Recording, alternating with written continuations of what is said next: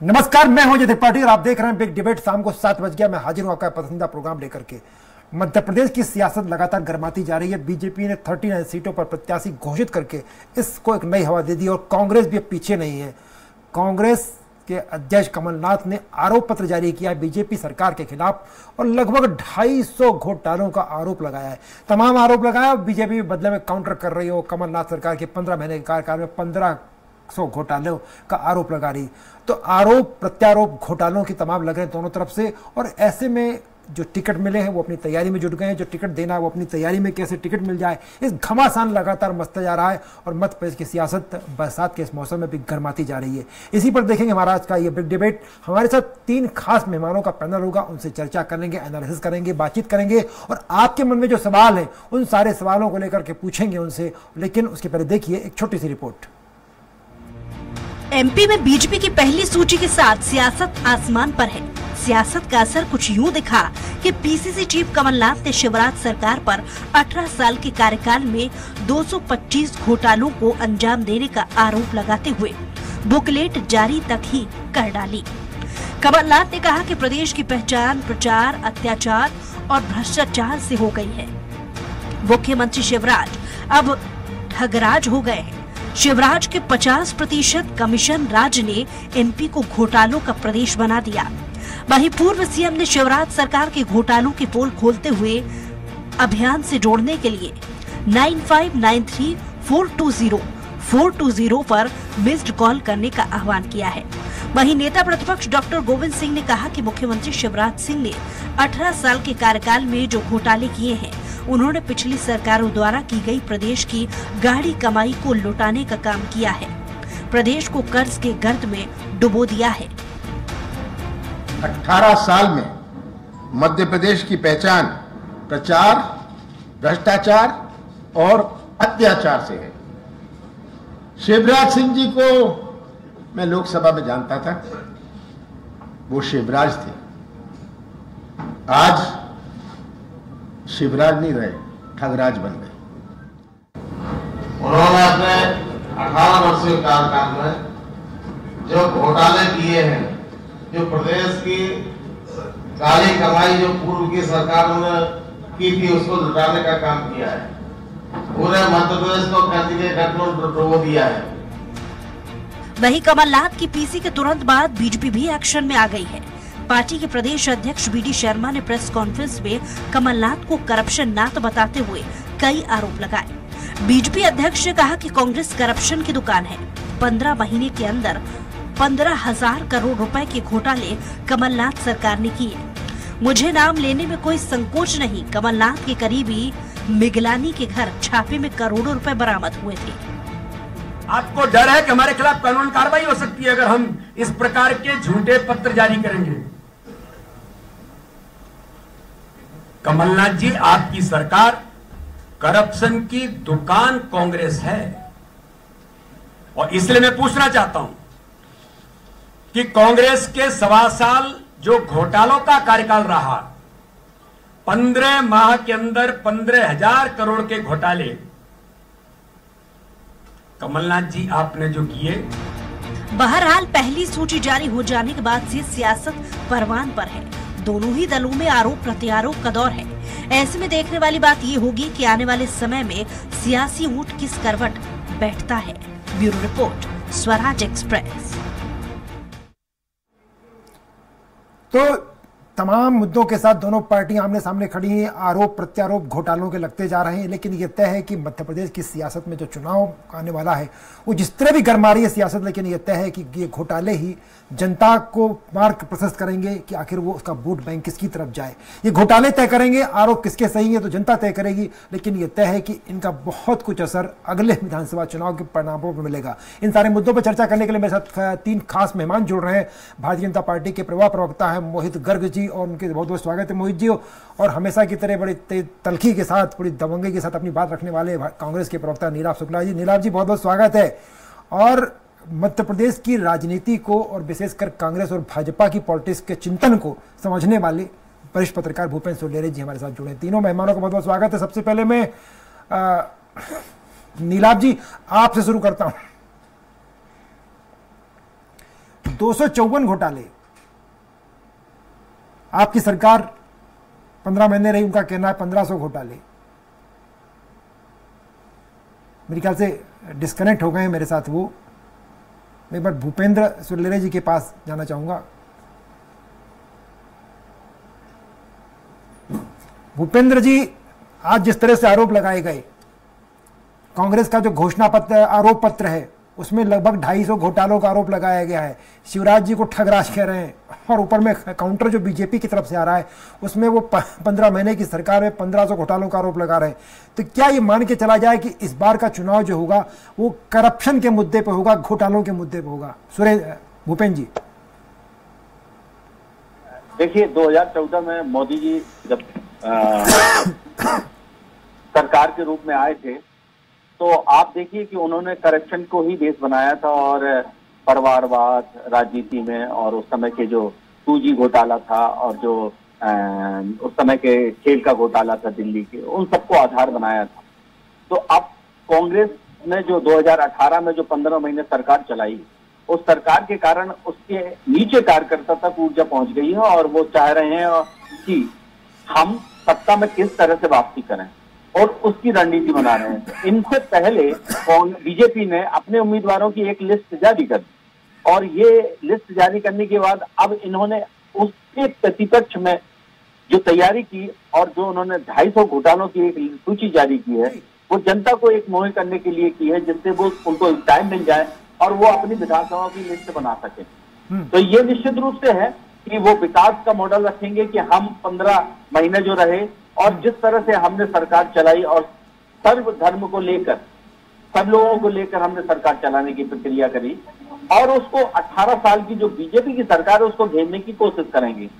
लेकिन कांग्रेस बीजेपी भी ताबड़तोड़, उनके जो मुख्यमंत्री हैं, और अभी जो उम्मीदवारों की लिस्ट जारी हुई है, उस लिस्ट से ये पता चला है कि शिवराज जी की लीडिंग में जो चुनाव लड़ा जाएगा, शिवराज जी का बेहतर सा दखल रहेगा, और मोदी जी को फेस बना के चुनाव लड़ेंगे, क्योंकि उनकी तो 18 साल की जो लगभग बीजेपी की जो सरकार है, जिसके कारण इन सारे मुद्दों पे केंद्रित होगी। पर वही मुद्दा जो आप कह रहे हैं, मैं नीलाभ शुक्ला जी आपके पास आ रहा हूं।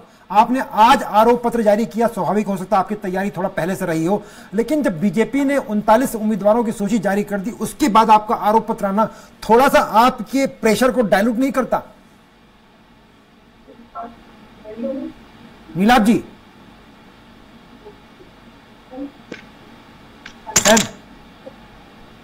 चलिए नीलाभ जी को मेरी आवाज नहीं पा रही। मोहित भाई मेरे साथ जुड़े हुए। मोहित जी, कांग्रेस तमाम आरोप लगा रही है, 200-250 घोटालों के आरोप आपके ऊपर लग गए, और आपकी पिछले 18 महीने 18 साल की सरकार, और आप लोग चले जाते हो कि 18 महीने में क्या किया। 18 महीने बनाम 18 साल के मुद्दे पर जाता है। पर सवाल ये है कि जो आरोप जिस तरह से कांग्रेस ने प्रेजेंट किए हैं, उसका असर आप पर पड़ेगा, तो छींटे तो पड़ेंगे ही। आप कहीं डैमेज कंट्रोल की स्थिति में हैं मोहित जी? देखिए, कांग्रेस के मुंह से घोटालों की बात बड़ी बेईमानी लगती है जी। हाँ मोहित जी, सबसे पहले ये पूछें इनसे जी जी सबसे पहले इनसे ये पूछें कि 2003 से हमारी सरकार है जी, कि 2014 के पहले केंद्र में इनकी सरकार थी, और जो 225 घोटाले इन्होंने गिनाए हैं, तो क्या किसी एक आध दो घोटाले में कोई इन्होंने केंद्र सरकार के पास भी बहुत सारे विभाग उसके अंतर्गत आते हैं, ईडी हो गया, सीबीआई हो गया, बहुत सारे विभाग और भी होते हैं, क्या इन्होंने कोई जांच कराई? और अगर कोई जांच कराई तो उसमें क्या निकल कर आया? अब असल में दिक्कत क्या हो गई, कल जब सूची हमारी जारी हुई, हमारी तैयारी के बारे में तो बहुत अच्छे से वाकिफ है कि हम लोग किस तैयारी से चुनाव लड़ते हैं, छोटे से छोटा चुनाव हो या बड़े से बड़ा चुनाव हो, हमारी तैयारी कितनी पुख्ता होती है। जब हमारी कल पहली सूची आई तो ये हमारे, क्योंकि इनको उम्मीद नहीं थी कि इतने पहले, जब आचार संहिता भी लागू नहीं हुई, अभी चुनाव की कोई तिथि नहीं आई है, और हमने अपने कैंडिडेट बता दिए, तो ये हमारी तैयारी से भयभीत है। तो उस तैयारी को काउंटर करने के लिए इनके पास कुछ है नहीं, तो इसलिए इन्होंने इस तरह के घोटालों की मनगढ़ंत सूची तैयार कर दी। अगर घोटाले हैं तो आपने इसके खिलाफ न्यायालय में या कहीं कोई वाद क्यों नहीं किया? उसकी कोई जांच हो रही है, उसमें कौन दोषी पाया गया, किसे सजा हुई, 225 घोटाले हैं, किसी में कोई जांच नहीं हो रही, किसी में किसी को दोषी नहीं पाया गया, तो इसका क्या मतलब होगा? ये मनगढ़ंत घोटाले हैं। और इनके घोटालों में तो चार्जशीट जारी है, दायर हो चुकी है, लोग बहुत सारे बेल पर हैं, और कितनी इनकी सीबीआई की जांचें हो चुकी, कितने करोड़ों की संपत्ति निकल गई। तो ये पुख्ता चीजें होती हैं, और ये जो मुजरानी आरोप लगाते हैं उसकी ही पूरी फहरिस्त है। अच्छा बताइए, आपने जो आरोप पत्र दाखिल किया उसमें कहाँ प्रिंट लाइन है, कितने आरोप लगाए हैं? टीवी के सामने खड़े हो जाने से, मोबाइल हाथ में लेकर एक पर्चा लिखे खड़े हो जाने से वो आरोप पत्र नहीं चलाएगा। प्रिंट लाइन किसकी है, कितने आरोप लगाए हैं? कुछ भी नहीं है। सवाल सर मोहित भाई तो टेक्निकल मुद्दों पे ले जा रहे हैं, पर मुद्दा ये मेरा सीधा सवाल है कि जो आरोप उन्होंने लगाए हैं वो छींटे आप पर पड़ेंगे तो? मैं वही तो कह रहा हूं कि आरोप आपने लगाए हैं तो आरोप में कोई तथ्य है। कमलनाथ जी ने कहा कि अगर मुझसे कहेंगे तो सबूत की आवश्यकता होगी तो मैं एक तथ्य सामने रख दूंगा। सबूत की आवश्यकता किसको होगी? आप ही को है। हाँ। आप आरोप लगा रहे हैं, आप ही को आवश्यकता है, तो कौन बोलेगा आपसे सबूत लाने के लिए? चलिए नीलाभ शुक्ला साहब से जवाब लेते हैं। नीलाभ भाई, बड़ा एक जो मैसेज जा रहा है कि आपने आरोप लगाए, बहुत सारी बातें आप तो बहुत दिन से कहते आ रहे थे। आपके आरोपों को, आरोप पत्र आपका तब आया जब बीजेपी की पहली सूची जारी की और मैसेज चला गया कि बीजेपी चुनावी तैयारियों में आपसे आगे निकल गई है। अचानक आपका आरोप पत्र आता है, इससे पूरा का पूरा आपके आरोपों की जो दमखम थी, ताकत थी, शक्ति थी, वो थोड़ा डायलूट नहीं होती?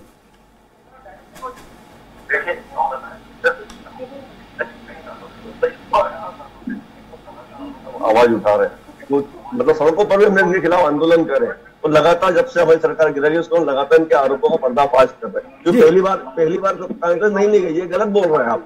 लगातार इनके, चाहे महाकाल लोक का भ्रष्टाचार हो, हमने आवाज उठाई। इनकी लिस्ट जारी होने के पहले हमने इन पर भ्रष्टाचार किया तो उन्होंने हमारे ऊपर FIR दर्ज करी। भूपेंद्र सुल्लेरे जी के पास आता हूं। भूपेंद्र जी, दोनों पार्टियों के बीच जिस तरह की तनातनी दिखती है कि उनका कहना है कि आपने आरोप पहले लगाए, हमने बाद में लगाए, इसमें प्रिंट लाइन नहीं है, क्या इन तर्कों के साथ आप उन आरोपों से बच सकते हैं जो कांग्रेस ने लगाए हैं अगर बीजेपी? भूपेंद्र जी, देखिए, आरोपों से तो नहीं बच सकते, लेकिन बात यह है कि उनकी प्रमाणीकरण भी तो देना पड़ेगा, जनता के बीच में जाना पड़ेगा। लेकिन अब जनता के बीच में जाने के लिए इस समय तो सरकार में बीजेपी है, और बीजेपी इस समय कस के खजाना खोले हुए है। तो हर इच्छाओं जो कांग्रेस अपनी मैनिफेस्टो में लागू करना चाहते हो, बीजेपी उसको असली जमा पहनाने में लगी है और धुआंधार दौरे कर रहे हैं वो। अब ये रेस, ये चुनावी वर्ष है और चुनावी बिल्कुल आचार संहिता लगने वाली है अक्टूबर में। अभी इनको उस चीज का फायदा उठाना पड़ेगा, जनता के बीच में कन्वेंस करना पड़ेगा। आरोप के प्रति इन लोगों को काफी एक्सरसाइज करनी पड़ेगी। अब इन्होंने जहाँ पे इनके कैंडिडेट थे, अब इन्होंने डिसाइड कर लिया है कि जहाँ पे हमारे जिताऊ कैंडिडेट है और जहाँ हमें फेर करना है, उस तरह से हमें लिस्ट आउट करना है जिससे हमें डैमेज कम पड़े। क्योंकि इन सारे मुद्दों को लेकर नीलाभ जी, मेरे ख्याल से नीलाभ जी आवाज कनेक्ट हो रही है आपसे, प्लीज। नीलाभ शुक्ला जी, आपको मेरी आवाज आ रही है क्या?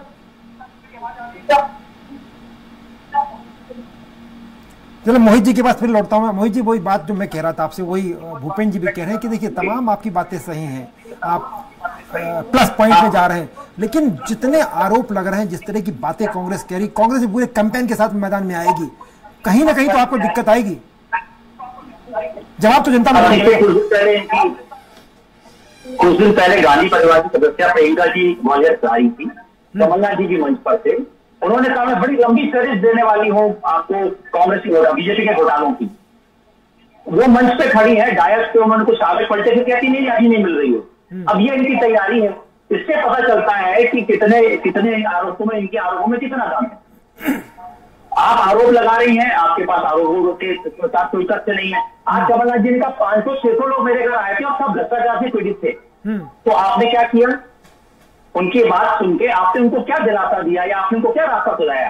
आपने उसका राजनीतिक उपयोग करने का प्रयास किया, असफल प्रयास किया। आप बताइए, अगर इतने घोटाले हैं इनके हिसाब से मध्य प्रदेश में औद्योगिक इन्वेस्टमेंट इसलिए नहीं हो रहा है कि यहाँ करप्शन है। अब इनको बताऊं, 2003 में औद्योगिक क्षेत्रों की संख्या 23 थी, जो इस समय 112 है। इनके समय औद्योगिक विकास की दर -0.61% थी, -0.61%, जो इस समय लगभग 24% है। तो अगर औद्योगिक विकास नहीं हो रहा तो ये लोग औद्योगिक जो घराने थे, लगभग करीब 2000 के आसपास उद्योग के समय 6000 के आसपास उद्योग कार्यरत हैं मध्य प्रदेश में। तो ये औद्योगिक विकास नहीं तो नीलाभ जी, मेरी आवाज आ रही है आपको? नीलाभ शुक्ला जी कनेक्ट हो गए हैं क्या? इसीलिए मैं आपसे कह रहा हूं कि सिर्फ मुंह जबानी आप आरोप लगा देंगे, उसका जनता जवाब देती है इनको लगातार 2003 से दे रही है। 2018 में ये किसानों के कर्जमाफी का बहाना बनाकर, का मुद्दा बनाकर लेके आए, जो इन्होंने पूरा नहीं किया। दोबारा उपचुनाव जब 19 में हुए तो लोगों ने इसको जवाब दिया इनको। अगर हम वही पे आरोप लगाते हैं कि हमने जोड़ तोड़ की, अगर हमने जोड़ तोड़ की होती तो उपचुनाव में हम हार जाते। उपचुनाव में जीत कर ही तो हमारी सरकार बनी ना। तो हम पर आरोप लगा रहे हैं आप। तो आरोप लगाने के आप स्वतंत्र आप विपक्ष में बैठे हैं। इनका फ्रस्ट्रेशन ये है कि इनके हाथ से सत्ता चली गई, जो इनको कभी पछता नहीं है, और इतना लंबा समय हो गया, सत्ता क्या होती है भूल गए। तो सत्ता के बिना रह नहीं सकते ये। सत्ता होगी तो उनके पास पैसा होगा, पावर होगा। इनको तो बचपन से चांदी की चम्मच में खाने की आदत है ना। अब कमा के खाना पड़ रहा है तो परेशानी है। नहीं, बिल्कुल आपकी बात में दम है कि, लेकिन वो जो मुद्दे भूपेंद्र सुलेरे जी साहब कह रहे थे, नीलाभ जी आप जुड़ चुके हैं, नीलाभ जी से आवाज कनेक्ट हो रही है क्या? मैं सुलेरे जी, अब अगर चलिए मैं बोलता हूं, अब अगर बात करें करप्शन की जी, कमलनाथ जी के कार्यकाल में 15 महीने के कार्यकाल में लगभग 15,000 से ऊपर तबादले हुए जी। लोग तबादला उद्योग, तबादला विभाग जैसी बातें करने लगे। एक एक आदमी के साल भर के अंदर 4 ट्रांसफर हुए। तो ऐसा कैसा आपका एडमिनिस्ट्रेशन है? अगर आपने किसी व्यक्ति को कहीं और ट्रांसफर करना उचित समझते हैं, अच्छा किया आपने कर दिया, आपका राइट है वो। मगर ये तो 4 बार एक ही व्यक्ति का ट्रांसफर कर रहे हैं, इसका क्या मतलब है? मोहित जी, पर ये तो हर सरकार में होता है। भ्रष्टाचार है मोहित जी, एक करिए ना ट्रांसफर, मैं तो कह रहा हूँ पहले ही। एक ही व्यक्ति का 4 बार ट्रांसफर करेंगे एक साल के अंदर। आपकी 2003 उससे उम्मीद करेंगे कि वो आपका प्रशासनिक अपना कारोबार राइट को संभाले। आप आपको स्टेबल नहीं होंगे, सेटल नहीं होंगे, केवल आप ट्रांसफर कर देते हैं। मोहित जी, ये तो हर सरकार में होता है। आपकी सरकार जब 2003 में आई थी, वहां भारतीय चीफ मिनिस्टर बनी थी, हर घंटे में कलेक्टर बदले गए। एक जिले में एक कलेक्टर दिन में, दोपहर में दूसरा, शाम को तीसरा कलेक्टर एक जिले में हुआ। अभी आपने 14 अगस्त को लिस्ट निकाली, सोनिया मीणा कलेक्टर बन गई मऊगंज की, 4 घंटा बदल गया, अजय श्रीवास्तव कलेक्टर बन गए। ये तो हर सरकार में होता है, नई बात क्या इसमें? एक दो अच्छा, आपने कभी सुना कि एक 12 महीने की सरकार में 15,000 ट्रांसफर किससे कहते हैं? इन्होंने जब मुख्यमंत्री बने कमलनाथ जी, उन्होंने सिंचाई कॉम्प्लेक्स बनाना चालू किया छिंदवाड़ा में जी। सिंचाई कॉम्प्लेक्स का 4100 करोड़ रुपए का टेंडर हुआ। 20 दिन के अंदर जिस कंपनी को टेंडर मिला उसको 550 करोड़ का पेमेंट कर दिया। ये कहाँ होता है बताइए? पर सर, ये बात तो आप जो कह रहे हैं कि उन्होंने कोई जांच, मोहित भाई आप जो बात कह रहे हैं कि उन्होंने कोई जांच कराई क्या, इनकी सरकार थी केंद्र में, पर आप जो बात चल रही है ना, इसकी जांच चल रही है। कंपनी को ब्लैकलिस्ट कर दिया गया, उसका अकाउंट सीज कर दिया गया है कि आपको 550 करोड़ रुपए कैसे मिला। अगर 550 करोड़ रुपए तो आपने कहां पर खर्च किए? आपने काम शुरू किया है। इसी तरह जनसंपर्क घोटाला हुआ, बिना रजिस्ट्रेशन के पेपरों को, बिना रजिस्ट्रेशन की मैगजीन को आपने करोड़ों रुपए के विज्ञापन दे दिए। इन्होंने 15 महीने की सरकार में हर महीने 1100-1200 करोड़ रुपए का ऋण लिया। उसमें आपने आधे पैसे लगभग आपने सरकारी कर्मचारियों की तनख्वाह में दिए, बाकी आपने विज्ञापन में खर्च किए। तो क्या विकास हुआ ये आप समझ सकते हैं 15 महीने के कार्यकाल में। सवाल मेरा सर, सवाल मोहित भाई, सवाल मेरा ही दूसरा था। मेरा सवाल ये था कि अभी आपने जो कहा कि अगर इनकी सरकार थी 2014 के पहले, कांग्रेस में इनकी सरकार थी, और अगर उस सरकार में इन्होंने केंद्र में थी, इन्होंने हमारे खिलाफ कोई जांच नहीं कराई, कुछ नहीं कराया। लेकिन अगर आप जो अभी बात कर रहे हैं, आपने तो कुछ नहीं किया, 3 साल से आप सरकार में हैं, कमलनाथ की सरकार के खिलाफ ना कोई जांच बैठा ली, ना कोई दावा किया, ना कुछ हुआ, सब तो वही चल रहा है ना। नहीं, मैं तो बता रहा हूं, जो इनके घोटाले सब पर जांच चल रही है। जितने भी प्रशासनिक अधिकारी हैं, सब पर जांच चल रही है। कोई सस्पेंड है, कोई टर्मिनेट है, उन संस्थाओं के खातों को सीज कर दिया गया, सब पर जांच चल रही है। हमारे आरोप से मुंह जबानी नहीं है, सब पे दस्तावेज है, सब पर कोई ना कोई कानूनी तौर पर एक्शन लिया जा चुका है और चल रहा है। चलिए, मैं एक बार अभिनव बरोलिया मेरे साथ, अभिनव बरोलिया ये जुड़े हुए मेरे साथ, कांग्रेस के प्रवक्ता। अभिनव भाई, बहुत बहुत स्वागत है। मेरा सवाल से सीधा कि आज आपने जब आरोप पत्र जारी किया, कल बीजेपी की सूची आ गई, बीजेपी चुनाव में तैयारी में आगे निकल गई, तब आपका आरोप पत्र, एक आपका पूरी जो ताकत थी, जो पावर थी आरोप पत्र की, थोड़ी डायल्यूट नहीं लग रही है अभिनव?